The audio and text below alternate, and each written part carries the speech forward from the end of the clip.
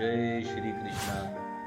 9 साल के छोटे बाल रूप में जब श्री कृष्ण ने महाराज का उद्घोष किया, वृंदावन में तो पूरे ब्रह्मांड के तपस्वी प्राणियों में भयंकर हलचल मच गई कि काश हमें भी इस महाराज में शामिल होने का मौका मिल जाए। दूर दूर से गोपियां, जो कि पूर्व जन्म में एक से बढ़कर एक ऋषि मुनि तपस्वी योगी भक्त थीं, महाराज में शामिल होने के लिए आतुरता से दौड़ी आई।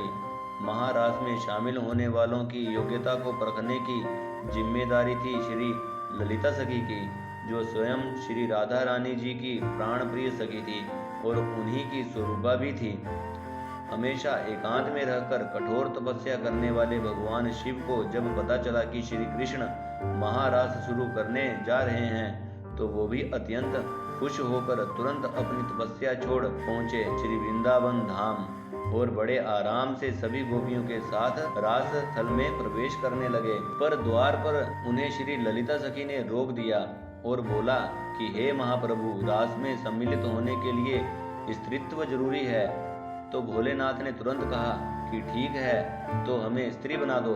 तब ललिता सखी ने भोलेनाथ का गोपी वेश में श्रृंगार किया और उनके कान में श्री राधा कृष्ण के युगल मंत्र की दीक्षा दी।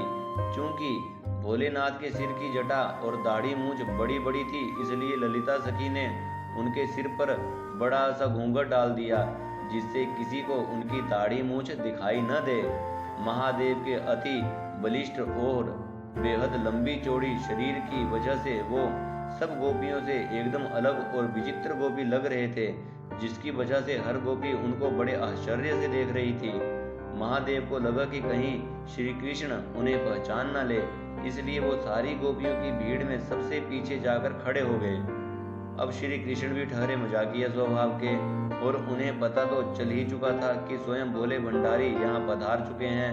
तब उन्होंने विनोद लेने के लिए कहा कि महारास सबसे पीछे से शुरू किया जाएगा। इतना सुनते ही भोलेनाथ घबराए और घूंघट में ही दौड़ते दौड़ते सबसे आगे आकर खड़े हो गए। पर जैसे ही वो आगे आए, वैसे ही श्री कृष्ण ने कहा कि अब महाराज सबसे आगे से शुरू होगा। तब महादेव फिर दौड़कर पीछे पहुंचे, तो श्री कृष्ण ने फिर से कहा रास पीछे से शुरू होगा। तब महादेव फिर दौड़कर आगे आए।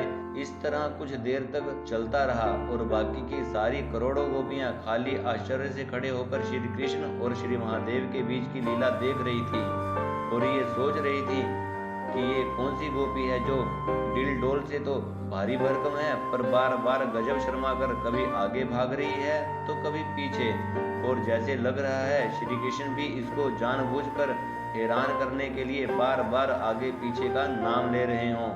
कुछ देर बाद श्री कृष्ण ने कहा कि महाराज सबसे पहले इस चंचल गोपी से शुरू होगा जो स्थिर बैठ ही नहीं रही है। और यह कहकर श्री कृष्ण ने भोलेनाथ का घूंघट हटा दिया और आनंद से उद्घोष किया, आओ गोपेश्वर महादेव, आपका महास्वागत है इस महारास में। और उसके बाद जो महा उत्सव हुआ कि ऋषि महर्षि भी हाथ जोड़कर कहते हैं नेति नेति, अर्थात इस महारास के महासुखों को शब्दों में बयान नहीं किया जा सकता। तब से भगवान शिव गोपेश्वर रूप में ही साक्षात निवास करते हैं। वृंदावन के गोपेश्वर महादेव मंदिर में, जहां उनका रोज शाम को गोपी रूप में श्रृंगार किया जाता है नित्य रास के लिए। जब भी वृंदावन जाइए, श्री गोपेश्वर महादेव का जरूर दर्शन करिए। जय श्री कृष्ण।